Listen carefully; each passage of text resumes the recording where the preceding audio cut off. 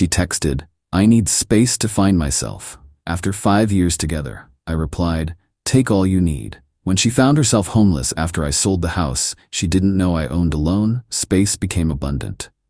I, 29 male, got a text from my girlfriend Natalie, 27, 3 weeks ago that basically nuked my entire world. We'd been together 5 years, living in what she thought was our rental house for the last 3. The text came while I was at work on a Tuesday. "Connor, I need space to find myself. This isn't about you. It's about me discovering who I really am outside of this relationship. I'm staying with Brianna for a while. Please don't contact me." 5 years. 5 fucking years, and she ends it with a text. Not even the decency of a phone call. Here's what Natalie didn't know. The house we lived in? I bought it 4 years ago when my grandmother passed and left me enough for a down payment. I never told Natalie because early in our relationship, she made several comments about how she could never be with someone who flaunted wealth, and how she valued authentic connections over material things. So I kept it simple. Told her I found a great rental deal through a family friend. She paid me $600 monthly for her half of rent, which I put straight toward the mortgage. After getting her text, I sat in my car for an hour just processing. Then I went home to find exactly what I expected. She'd taken all her stuff while I was at work. Her closet empty, her bathroom stuff gone, even took the damn coffee maker she bought us last Christmas. Left her key on the kitchen counter though. How thoughtful. I texted back, "Take all the space you need." Then I did what any reasonable person would do. I called my real estate agent buddy Trevor. See, I'd been thinking about selling anyway.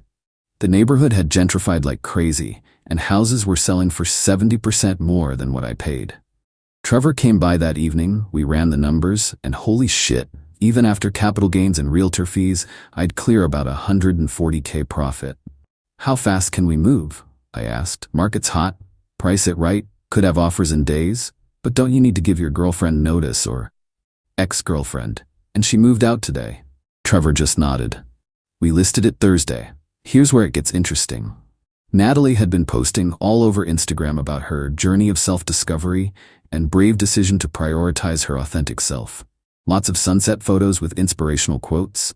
Her friends were eating it up, commenting shit like, "Yes, queen," and "So proud of you for choosing yourself."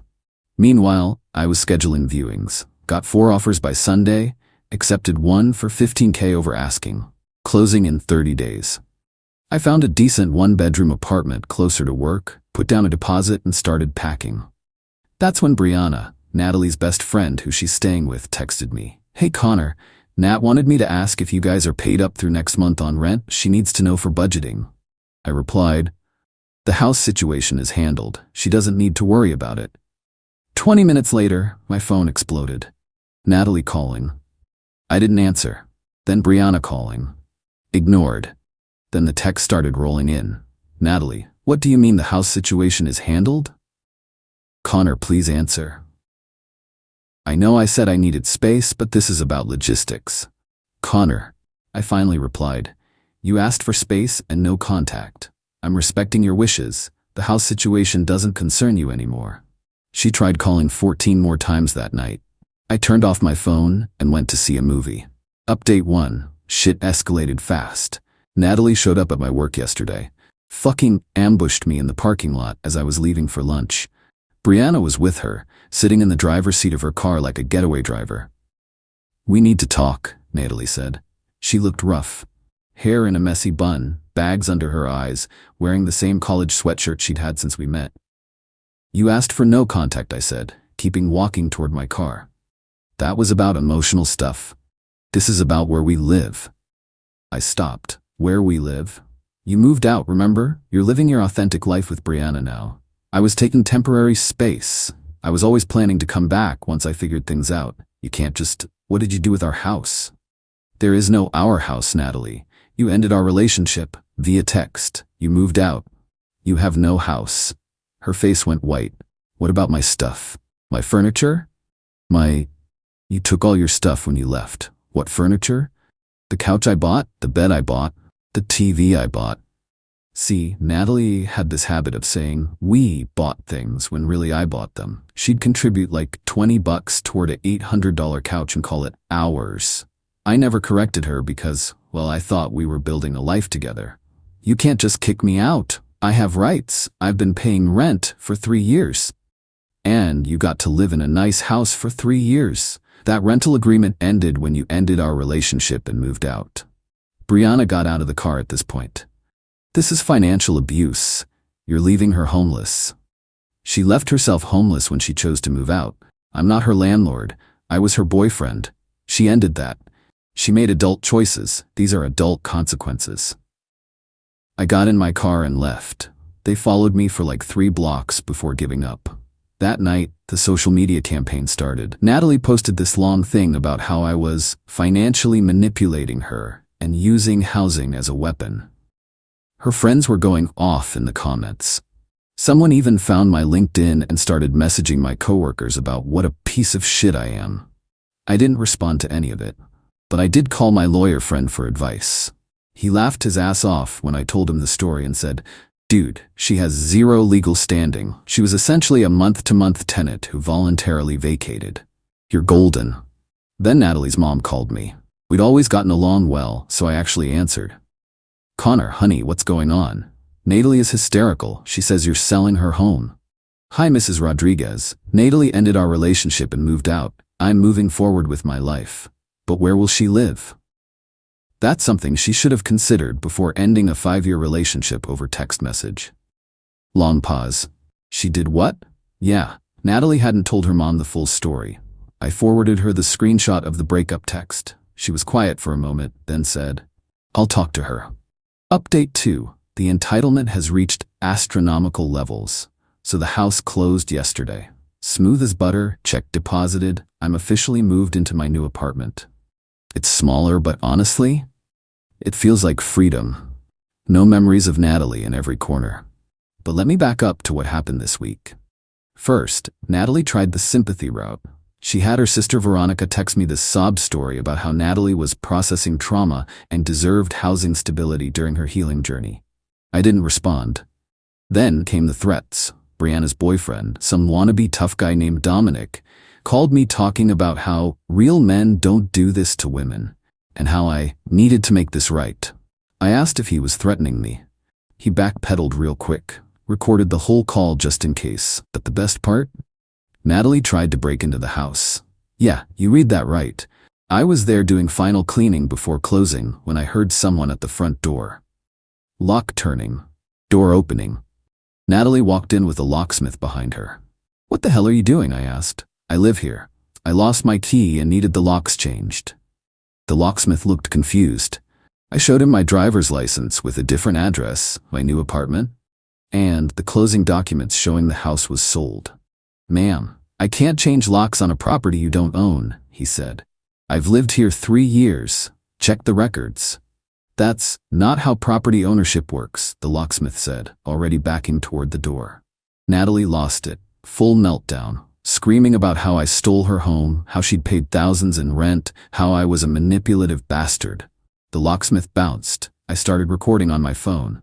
You need to leave. Natalie, you're trespassing. This is my home. No, it was the house you rented a room in from your ex-boyfriend. You ended the relationship. You moved out. This conversation is over. She actually sat down on the floor like a toddler. I'm not leaving. I called the cops, told them my ex-girlfriend was trespassing in a house I just sold and refusing to leave.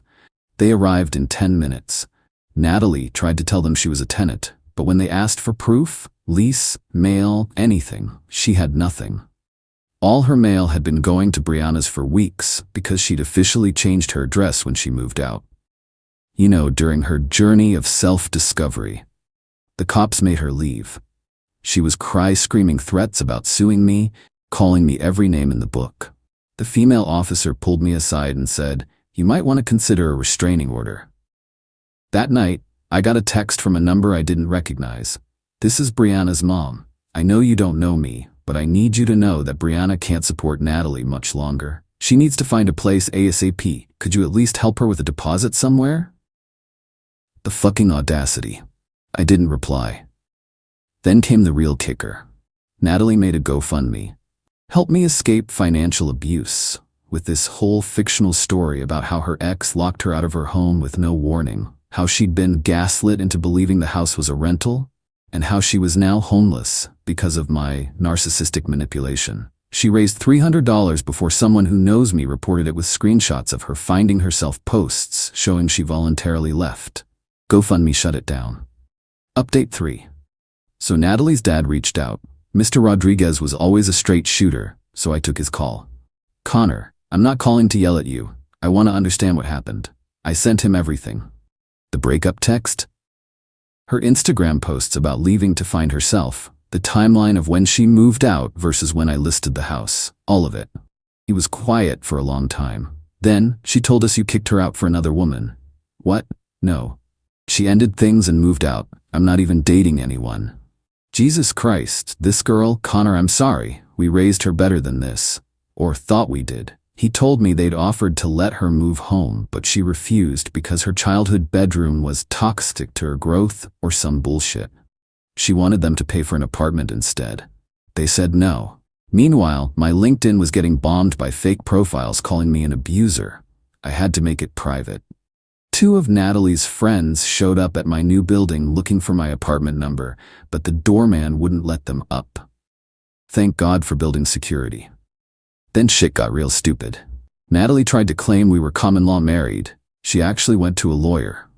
This lawyer then contacted me talking about division of assets and spousal support. I forwarded everything to my lawyer friend, who literally laughed so hard he choked on his coffee. Our state doesn't even recognize common law marriage. But even if it did, we didn't meet any of the requirements. We never filed taxes together, never had joint accounts, never presented ourselves as married. She was grasping at straws. My lawyer sent back a cease and desist letter and threatened to countersue for harassment. Their lawyer dropped her as a client. That's when Natalie played her final card. She claimed she was pregnant. Text message at 2 a.m. Connor, I'm pregnant. We need to talk about our future. Funny thing about that? I had a vasectomy 2 years ago. Never told her because I was planning to reverse it when we were ready for kids. But after her little finding herself adventure, I was real glad I had it done. I replied, interesting, since I'm sterile, congratulations on the miracle or the affair. Either way, not my problem. Radio silence for 3 days. Then she admitted she wasn't pregnant. She was just desperate and made a mistake. Brianna kicked her out after that. Apparently, even she has limits. Final update. It's been 2 months now since Natalie texted me about needing space. Figured I'd give you all one last update. Natalie ended up moving back with her parents. From what I hear through the grapevine, she's working at her mom's dental office as a receptionist and absolutely hating it. Her Instagram went from self-discovery journey posts to completely dead. Her last post was 6 weeks ago, a quote about learning from life's challenges. The comments were not supportive. Her friend group basically imploded. After the pregnancy lie came out, even her ride-or-die friends started distancing themselves. Brianna actually reached out to apologize to me for her part in everything, said she didn't know about the house ownership thing and felt used by Natalie. I told her, no hard feelings, but please lose my number. The best part? Remember that $600 a month she was paying me for rent? I had every single payment in a separate savings account. Was planning to use it for our wedding someday. Instead, I donated it all to a local homeless shelter.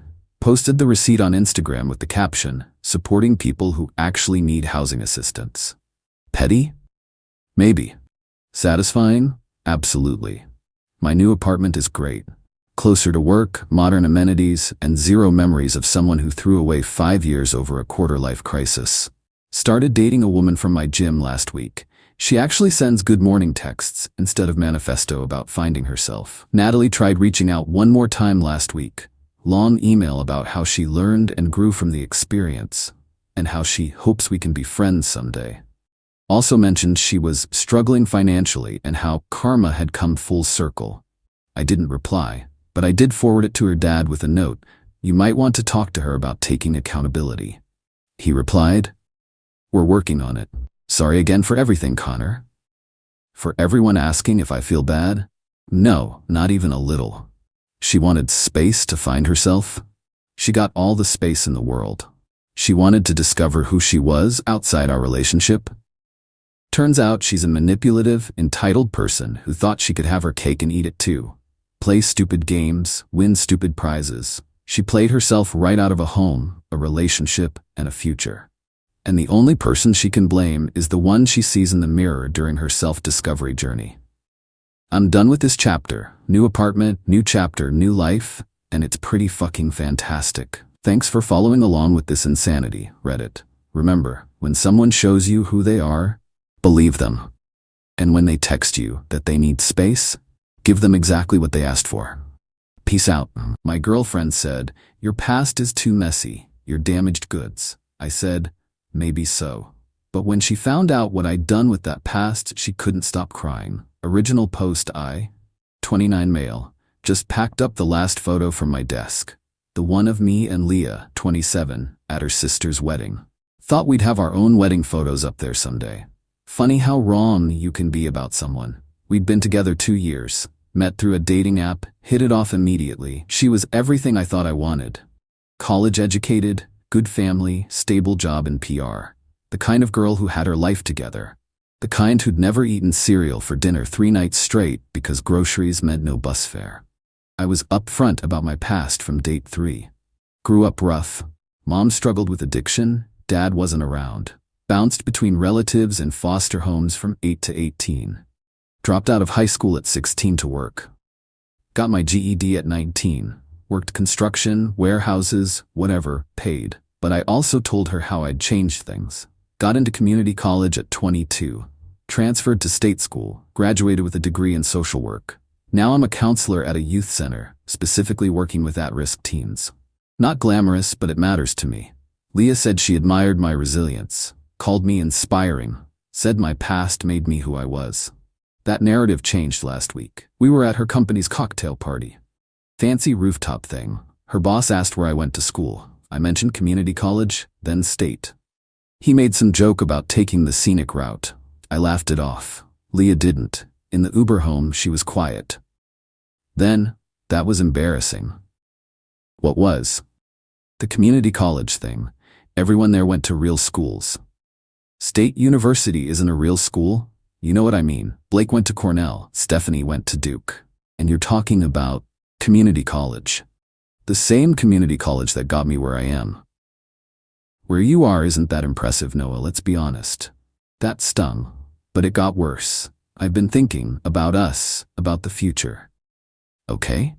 What happens when we have kids? What do I tell them about their father's family, your mom's issues, the foster care thing?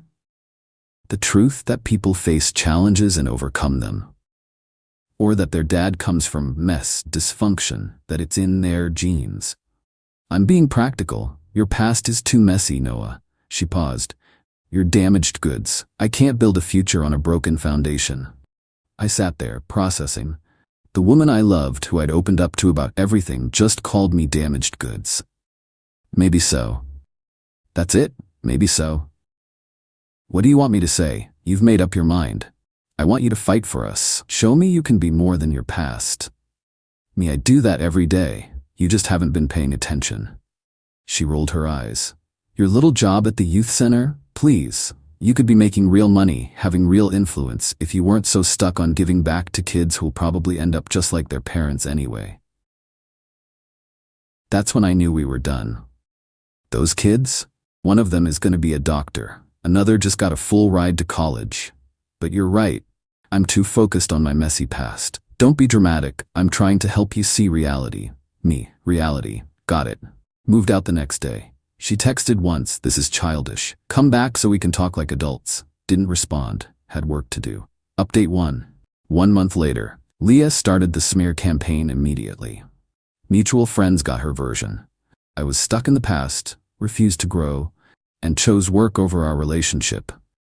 She painted herself as the patient girlfriend who tried to help me achieve more, but I was too damaged to accept help. Her friend Sophia called me. Sophia, Leah says you left because she encouraged you to get a better job? She called me damaged goods because I grew up in foster care. She what? No, she said you were sensitive about career stuff. Me? Ask her about the cocktail party. Ask what she said about my past being too messy. Oh my God, she did mention something about your background being an issue. Word got around. Some people sided with her, the ones who thought I should be more ambitious anyway. Others were appalled. I didn't engage in the drama. Had other things happening. See, what Leah never bothered to learn about my little job was that I'd been working on something bigger. For 3 years, I'd been developing a mentorship program, connecting former foster kids who'd made it with current teens in the system. Nothing fancy at first, just me and some friends who'd aged out, meeting with kids, sharing experiences. But it grew, got a small grant, then a bigger one. Partnered with local businesses for internships, created a scholarship fund, built a network. The week after we broke up, I got the call I'd been waiting for. Major foundation wanted to fund us, like properly fund us.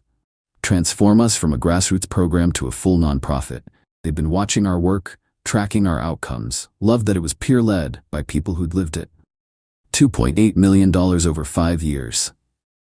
I sat in my car and cried. Not about Leah, about every kid who'd hear you're not broken from someone who knew exactly how they felt, didn't post about it, didn't announce it. Just got to work, but Leah found out. Of course she did. Update 2, 2 months later. Her first text came at midnight. Saw the news about your grant. Congratulations. Didn't respond. Next day, we should talk. I think I misunderstood your work. Still nothing. Then she escalated. Started showing up at the youth center. Just wanted to see what you do here. Security had to ask her to leave when she tried to follow me to a session with kids. Then came the LinkedIn connection request. The bio update hit different. Passionate about youth development and foster care advocacy. Girl who said these kids would end up like their parents was suddenly passionate about helping them. But the real entitlement showed at the foundation gala. Big fancy event to announce grant recipients. I had to attend. Give a speech about our program. Wore my only suit. Guess who showed up? Not just showed up, had a +1 ticket. Her new boyfriend, Marcus, hedge fund guy, the kind who went to a real school. She cornered me during cocktail hour. Leah, Noah, you look great. This is all so impressive. Me thanks, excuse me. Wait, I wanted to apologize. I didn't understand your vision. My vision was the same when you called me damaged goods. Glancing at Marcus across the room. That was poorly phrased. I meant you had potential beyond your circumstances. Right. I could help, you know. PR is my thing. This program needs proper marketing. Me, we're good. Noah, be practical. You need someone who understands media, branding. I have connections. The same connections who went to real schools? Her smile tightened. Don't be petty. I'm trying to help. No, you're trying to attach yourself to something successful. There's a difference. Marcus appeared, wrapped an arm around her. Everything okay, babe? Just congratulating Noah on his little grant. Marcus, oh, you're the ex? Heard about your thing? Foster kids, right? Cute project. Cute project, I smiled. Yeah, real cute. Excuse me, I need to give my speech. Gave the speech. Talked about kids who'd been written off, called broken, damaged, how they just needed someone to see their potential, not their past. The room was silent. Standing ovation after. Leah was crying in the back. Marcus looked bored. Update 3. 6 months later, the program exploded. Good exploded. Media coverage, corporate sponsors, 3 new locations. I was working 80-hour weeks but loved every minute. Kids who'd never had anyone believe in them were getting internships, college prep, therapy. Real change. That's when Leah went nuclear. Started a blog. Dating Down, my journey with a damaged partner. Posted weekly about the challenges of dating someone with trauma. Used fake names, but anyone who knew us knew. Painted herself as a saint who tried to save someone too broken to accept help. My favorite post, when your partner chooses trauma over growth, about how I was addicted to dysfunction and recreating patterns. Girl took one psych class and thought she was Dr. Phil. The comments weren't what she expected. So you dated someone, knew their history, then called them damaged goods? This sounds like emotional abuse, not support. Maybe he chose growth over you. She doubled down. Started a podcast, The Savior Complex, about people who try to fix broken partners. Got maybe 50 downloads per episode. Half were probably hate listens. But the real kicker came when Forbes did a 30 under 30 feature on social entrepreneurs. Yeah, I made the list. Full spread about the program, the grant, our 89% success rate getting kids into college or trades. Leah lost it. Posted a tearful video. My ex made Forbes 30 under 30 and I'm happy for him, but also hurt. Claimed she was my unofficial advisor who helped shape the program. Said I'd shut her out of my success because I couldn't handle a strong woman. The delusion was astronomical. Someone screenshotted her old texts calling foster kids probably hopeless and posted them in her comments. She deleted everything within hours. Then she tried one last play. Final update, got served papers at work. She was suing me for compensation for emotional labor and career guidance during our relationship. Wanted $50,000 for her consulting work on my program. Her evidence? Text messages where she'd said things like, maybe focus less on work and you could do better than social work. That was her career guidance. My lawyer actually laughed. She wants money for telling you to abandon the work that got you a multi-million-dollar grant. The best part? Discovery. See, Leah forgot about all her texts, the ones calling my past too messy, saying foster kids were lost causes, calling me damaged goods, all documented. My lawyer, countersue for defamation? The blog alone. Me, just make it go away. Judge took one look at her filing, one look at our text history, and dismissed it. Told her she was lucky I wasn't countersuing. Ordered her to pay my legal fees. Outside the courthouse, she broke down. Leah, I loved you. I just wanted better for you. You wanted better than me. There's a difference. You changed. The money, the recognition, you're different now. I'm exactly the same. Still that foster kid with the messy past, still working with damaged goods. Only difference is now you see value in it. She tried one more manipulation. Marcus left me. Said I was too focused on my ex. I have nothing now. You have what you always had, a degree from a real school, a good family, a stable life. That's more than most of my kids start with. Walked away. Haven't heard from her since. The program now has 12 locations across 3 states. We've helped 400 plus kids.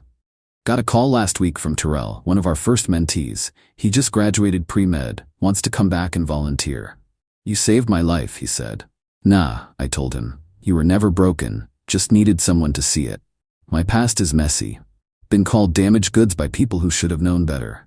But that damage, it's my superpower. It lets me see kids like Terrell and say, I've been there, and look where I am now.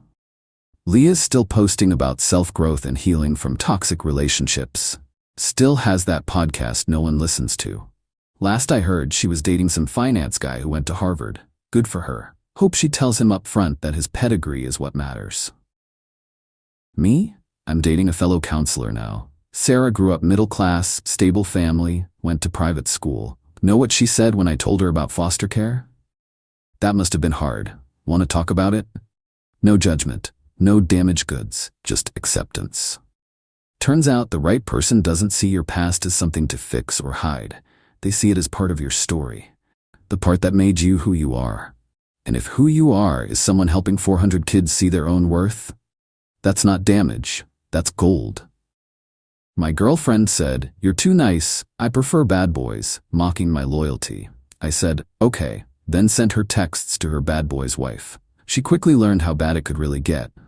I, 27 male, just ended things with my girlfriend Natalie, 25F, in the most satisfying way possible. We'd been together for 2 years, living together for the last 8 months. I thought things were solid. Paid half the rent on a nice apartment, split groceries, the whole domestic thing.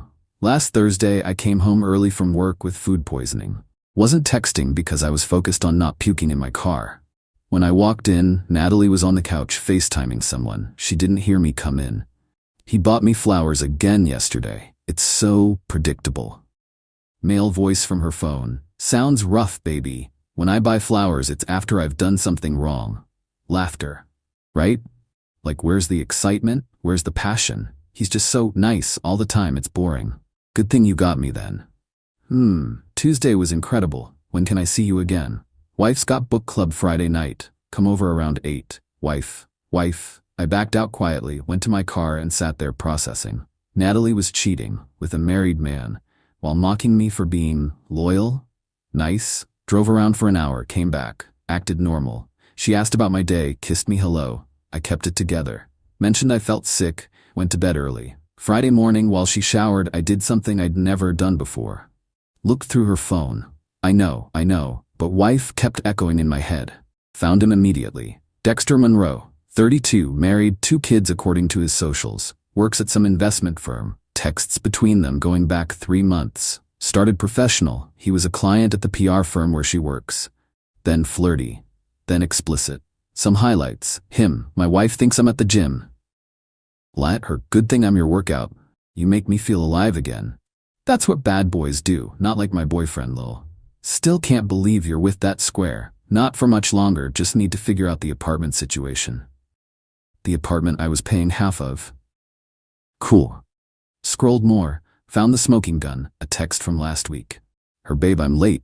Late for what? My period, stupid. Oh shh. What do we do? Relax. I'll handle it. Might be good leverage though. Leverage. She was going to baby trap this married man. I screenshot everything. Emailed it all to myself, put her phone back, went to work like normal. She texted her usual, have a good day, babe. I replied with my usual, you too. Meanwhile, I was building my plan. First step, find the wife. Dexter's social media was mostly locked down, but guys like him always slip up. Found a tagged photo from his company Christmas party. Dexter and Valerie Monroe at the photo booth. Valerie Monroe, click through to her profile. Interior designer, small business owner, mom of 2 boys, 6 and 4 years old. Her latest post was about date night with hubby from 2 weeks ago. While he was texting my girlfriend about her mouth, I sat on this all day. Part of me wanted to just confront Natalie, pack my stuff, leave. But then I remembered her laughing about how nice and predictable I was. How boring my loyalty was. Okay, let's be unpredictable. That night, Natalie got dressed up, going to Sabrina's for wine night. Have fun, babe. Kiss goodbye. Door closes. I waited exactly 10 minutes, then got to work. Created a throwaway email. Attached every screenshot. Wrote a simple message. Valerie, you don't know me, but I think you should see these. My girlfriend is having an affair with your husband. I just found out. The timestamps show when he said he was at the gym or working late. There's also discussion about a possible pregnancy and leverage. I'm sorry to be the one to tell you this way, but you deserve to know. A fellow betrayed partner. Sent. Then I started packing. By 11 p.m., I'd moved everything I cared about to my buddy Thomas's place. Left all the furniture. It was mostly hers anyway. Typed up a simple note. Natalie, I know about Dexter. His wife knows too. The apartment is yours. I've paid my half of this month's rent. My name comes off the lease Monday.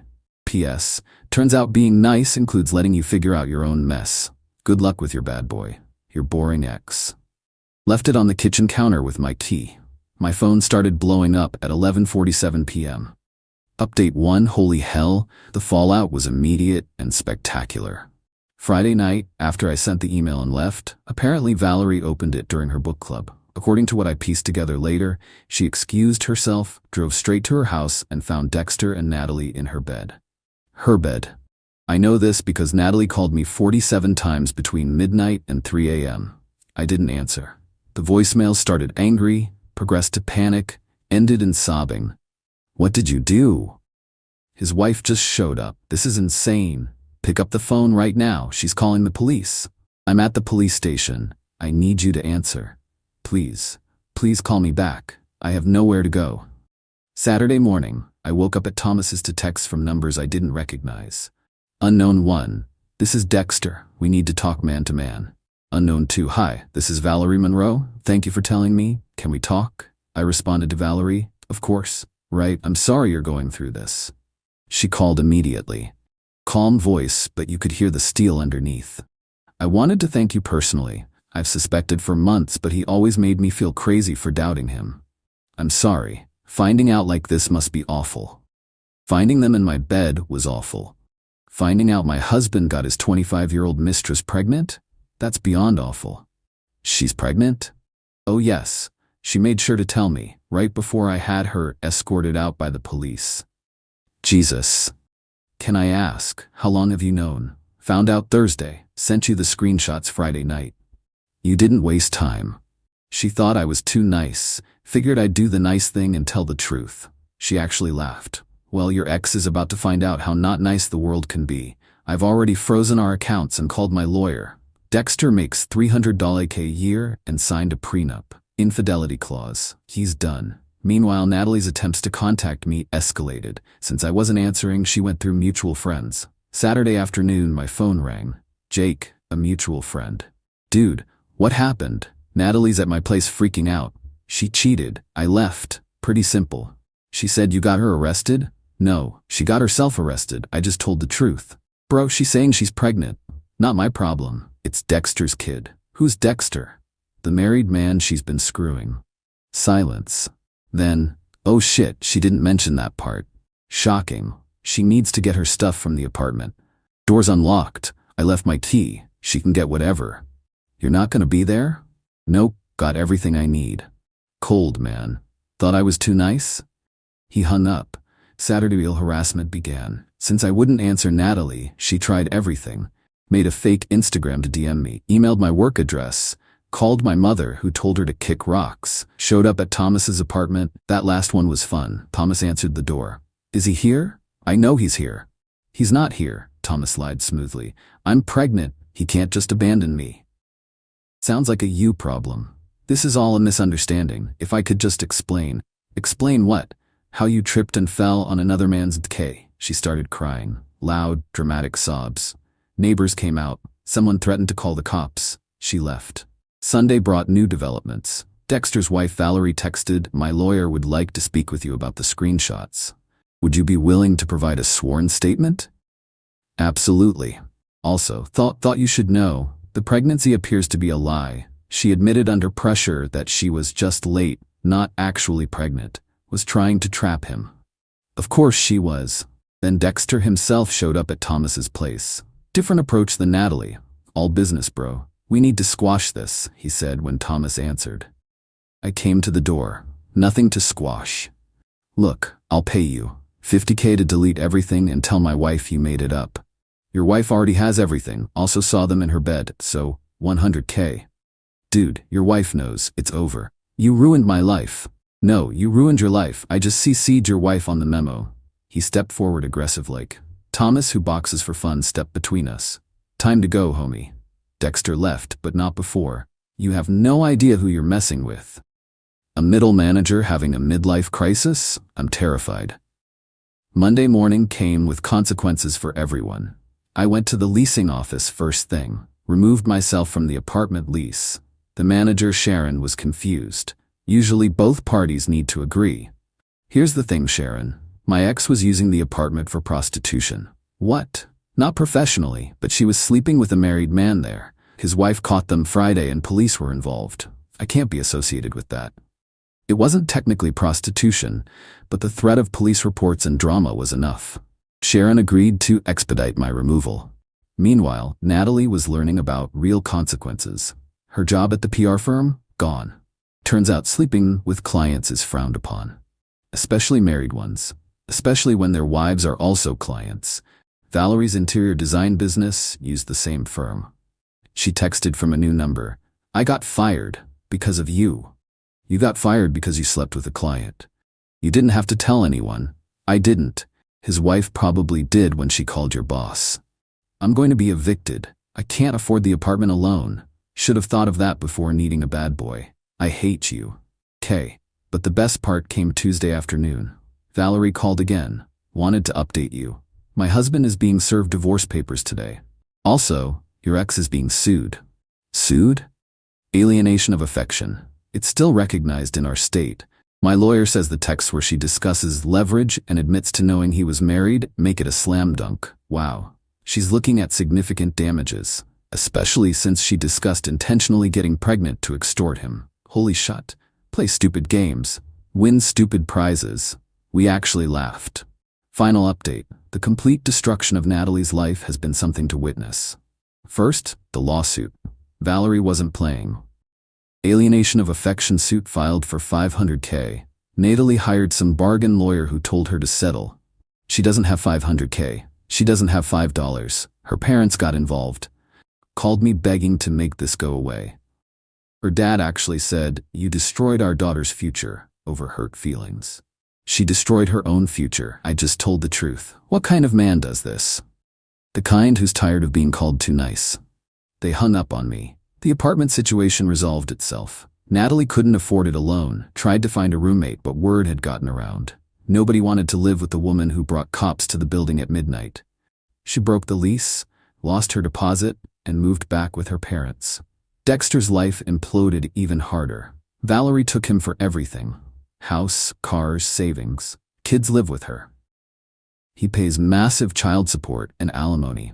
Best part?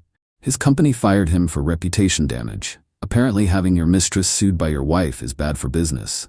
He texted me one more time. I hope you're happy. Ecstatic, actually. Last I heard, he's living in a studio apartment driving Uber. But Natalie wasn't done being entitled.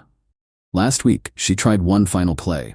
Showed up at my work with a whole sob story for reception. I need to speak with him. It's a medical emergency. Security called me. I came down but didn't let her pass the lobby. She looked rough, like really rough. Designer clothes replaced with sweats, perfect makeup gone, hair in a messy ponytail. What medical emergency? I'm pregnant. For real this time. Congrats, Dexter must be thrilled. It's yours, I laughed, actually burst out laughing. Security looked concerned. Natalie, we haven't slept together in over a month. You were too busy with your bad boy, remember, every Tuesday and Friday? We had sex 3 weeks ago. No, we didn't. I was at a conference 3 weeks ago, in another state, with receipts and witnesses. Her face crumbled. The pregnancy was real, just not mine. Please help. I need. Dexter won't answer. My parents are disgusted. I lost my job, my apartment, everything. And I'm sorry, okay? I'm sorry I said you were boring. I'm sorry I cheated. You're sorry you got caught. Please. I'm pregnant and alone and being sued. Have some compassion. I did have compassion. You thought it was boring. So you destroyed my life? I sent some texts to a wife who deserved the truth. Everything else? That was all you and Dexter making bad choices. You're a monster. No, I'm nice. Nice enough to tell the truth. Nice enough to leave quietly. Nice enough to not make your life harder than you already have. But not nice enough to save you from your own consequences. Security stepped forward. Ma'am, time to go. She left screaming about lawsuits and revenge. Security banned her from the building. That was a week ago. Yesterday I got one final update from Valerie. She settled the alienation suit for $50 plus, Natalie signing an NDA. Natalie's parents paid it to make everything go away. Valerie's donating it to a women's shelter. Poetic justice, she said. As for me, I'm good. Better than good. Started seeing someone new. A teacher named Grace, who thinks bringing flowers is sweet, not boring. She actually appreciates nice. Natalie wanted a bad boy. She got one. A married one who ruined her life and left her pregnant and sued. Meanwhile, her too nice boyfriend just told the truth and walked away. Guess being nice isn't so boring after all. It's just smart enough to know when to stop. The last text I got from her was, I hope you're happy ruining lives. I didn't respond. But yeah, Natalie, I'm pretty happy. Turns out watching karma deliver consequences to people who mock loyalty is actually quite satisfying. Enjoy your bad boy consequences. I'll be over here being predictably happy without you. My girlfriend said she was going to a women's retreat, but her best friend slipped up and sent me a picture of her in a hotel room with her boss. When she got back, her job was gone, and so was her apartment. I'm 32 male. Not one to air personal matters online, but the sheer audacity here needs an outlet. Maybe someone learns from my situation. My girlfriend, Maya, 29, and I were together 3 years, lived together for 2. Things seemed good. We talked future, the whole deal. Last month she tells me about an exclusive women's empowerment retreat through her company, Innovate Solutions. All expenses paid, a career booster. Team building, networking, seminars. Sounded legit if a bit fancy for her mid-level marketing role. I was supportive. Told her to go, enjoy. It was Thursday to Sunday. She packed her Lululemon's business casual and her Kobo, kissed me goodbye Thursday, all smiles. I was genuinely happy for her. Friday night, I'm watching TV and get an Insta message from her best friend Qley, 28F. Just a picture, no text. It's Maya. In a hotel room, yes, but in a silky robe I've never seen, laughing, clinking champagne with her boss, Marcus Thorne, 40, married, 3 kids. The room looked like the penthouse at the Grand Elysian downtown, known more for trysts than corporate events. Oysters on a room service tray, real subtle. Qley, bless her, clearly meant to send it elsewhere. Deleted it in seconds, followed by a frantic, OMG, wrong person, so sorry, ignore. Too late, I'd seen it, screenshot it, my blood didn't boil, it went ice cold. I didn't reply to Qley, didn't call Maya, just sat there looking at that picture. The betrayal was profound, not just the cheating, but the elaborate lie. My mind started working, methodically. First the apartment, it's mine, owned it before Maya. She contributes to utilities, groceries, but the lease, mortgage, all solely in my name. Legally, she's a month-to-month tenant, no formal agreement. More like a guest who contributes. Second, the job. Marcus Thorne, head of marketing. His wife Amelia is lovely. We've met her at company parties. Amelia is also a major shareholder, inherited from her father. Maya once complained Marcus got his job through his wife's family connections. Interesting. Didn't sleep much. Not raging. Planning. Maya was due back Sunday evening. I had work to do. This won't be a screaming match. It'll be a series of consequences. She built this. I'm just helping her see it through. Updates to follow. Update 1, Sunday evening, 7 p.m. Maya waltzes in, refreshed from her amazing retreat. Full of stories about speakers and bonding, even brought me a keychain with the fake retreat logo. The audacity was stunning. I let her unpack, chatter, offered her water, wanted her settled. Then, on the sofa. Calmly. Me, how was Marcus? Mounds? Confused. Marcus, he wasn't there. It was a women's retreat. Why? Me, odd, because Qley sent me this. I airplayed the screenshot to the TV. Her, Marcus, champagne, oysters, penthouse. Full HD. Her face went corpse gray. Stammering. What? Qley sent that? Why? Mistake, I guess. Fortunate for me. So the women's empowerment retreat was a romantic getaway with your married boss? The denial was pathetic. Not what it looks like. Just talking. Mentoring me. In a silk robe, with oysters, right? Then tears, pleading. Liam, I'm so sorry, a mistake. It meant nothing. Standard script. She tried to touch my arm. I moved. Me, save it, Maya. The trust is gone. Completely. There are consequences. Consequences? I said I was sorry. What more do you want? Her voice edged with that initial flicker of entitlement. For starters, you need to move out. Our arrangement here is over. Waterworks now angry, indignant. Move out? You can't be serious. Where will I go? You can't just kick me out. Me. Actually, I can. This is my apartment. You're a guest. Welcome expired.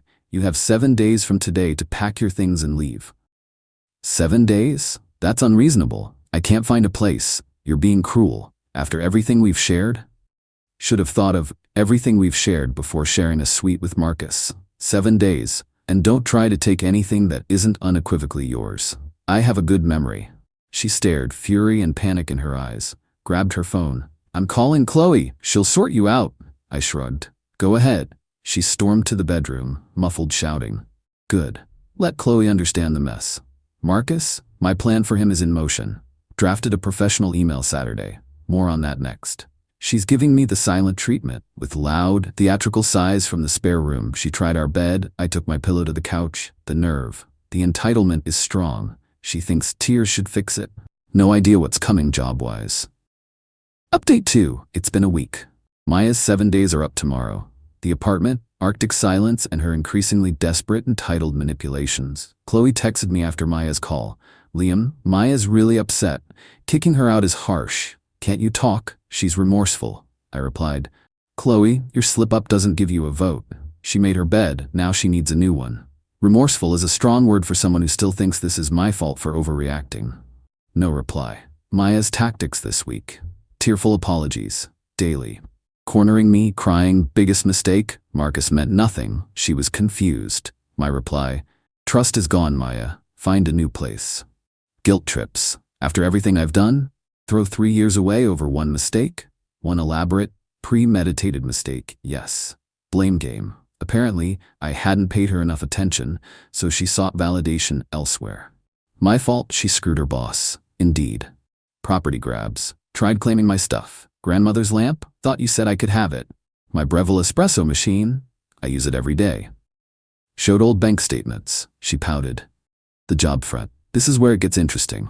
Saturday morning before Maya returned, I compiled a package. It included printout of Qley's photo. Confirmation of the Grand Elysian's penthouse suite booking details for that weekend, charged to Marcus's corporate card under Client Entertainment. A contact with deep knowledge of the hotel's booking patterns for corporate clients had provided enough verifiable detail about Marcus's usual practices that a specific, anonymous query to the hotel's own compliance department easily confirmed the specifics. This confirmation was then passed to me through a discreet channel once internally verified by the hotel. An anonymous letter explaining Marcus Thorne used company funds for extramarital affairs with subordinates, naming Maya under the guise of a women's empowerment retreat, which only she attended from his team, while he was also conveniently off-grid. Suggested an audit of his expense reports. I sent this package via registered mail, carefully, from a distant post office to Amelia Thorne, his wife, the major shareholder. A similar, more corporate version went to Innovate Solutions CEO and head of HR, also anonymously.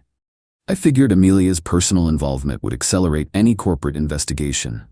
Fallout started Wednesday. Maya came home early, white-faced. "They know," she whispered, terrified.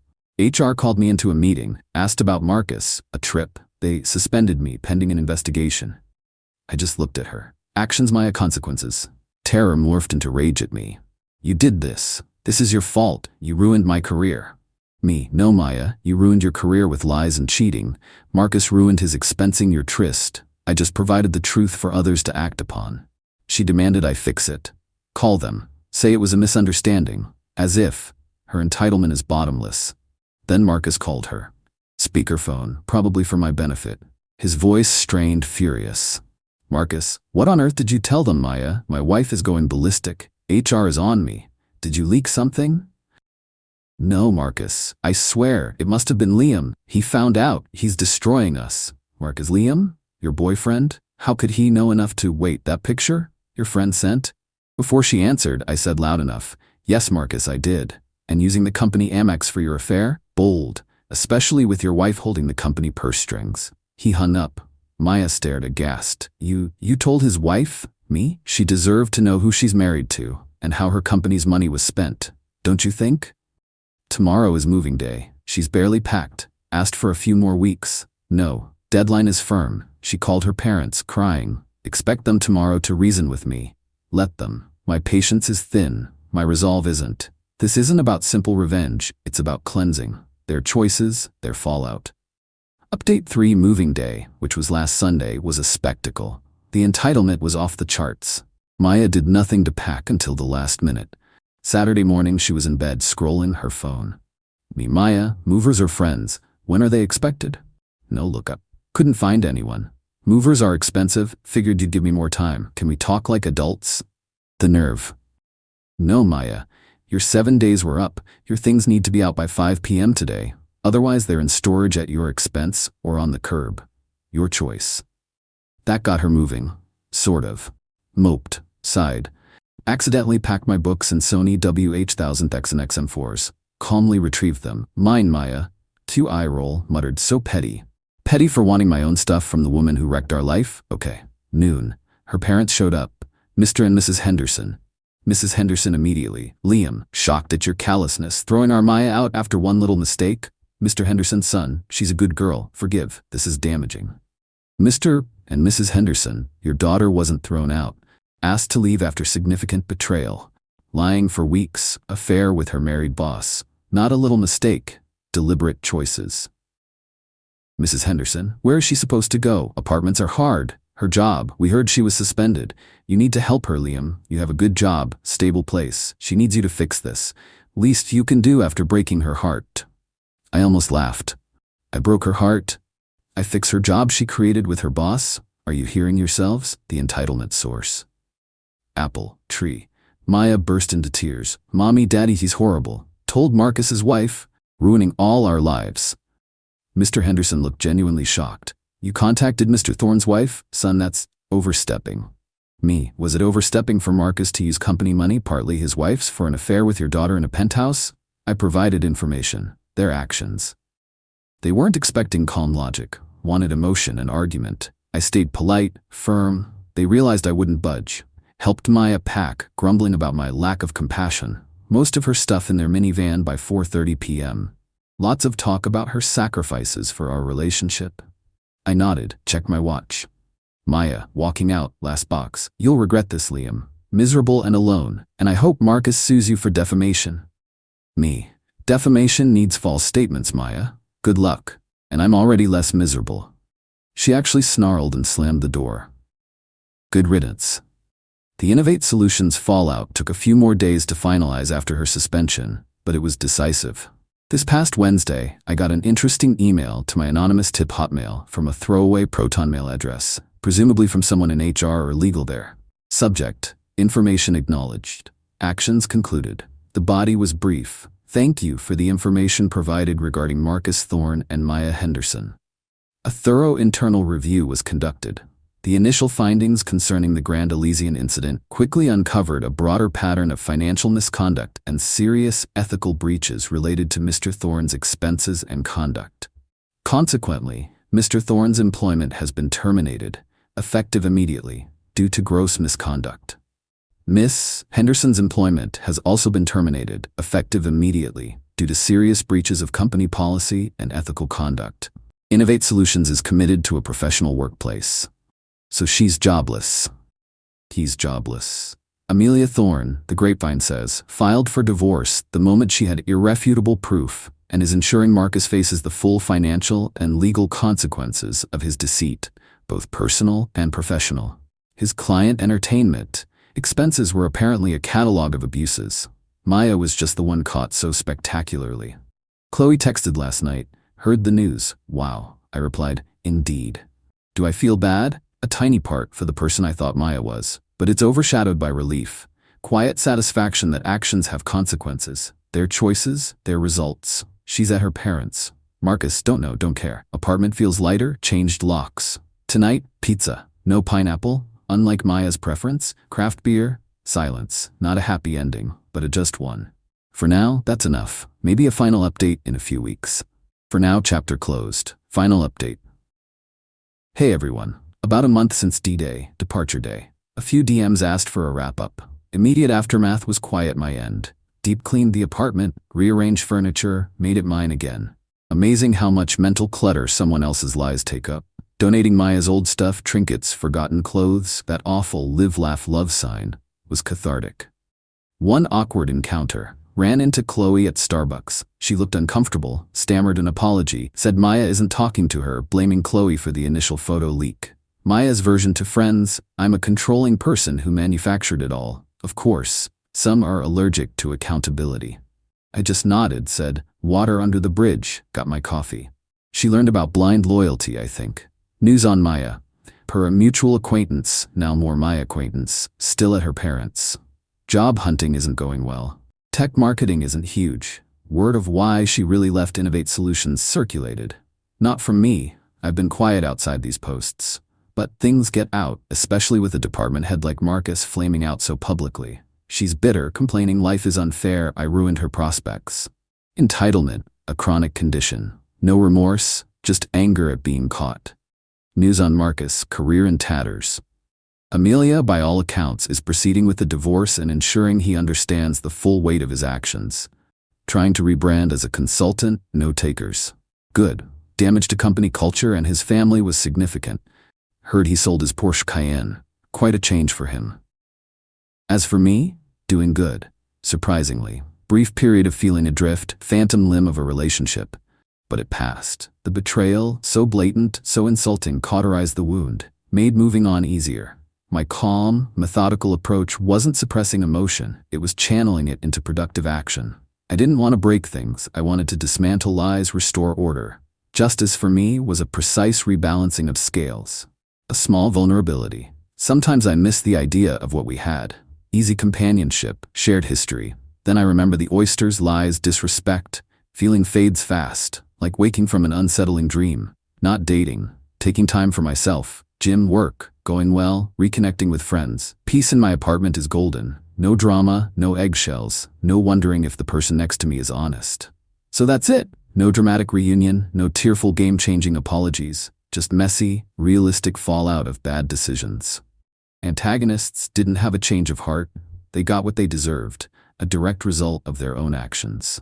Honestly, more satisfying than any Hollywood ending. Thanks for letting me vent, Reddit. It helped. If you're going through something similar, stay calm, think strategically, remember your worth. Don't let anyone make their bad choices your burden. Peace out.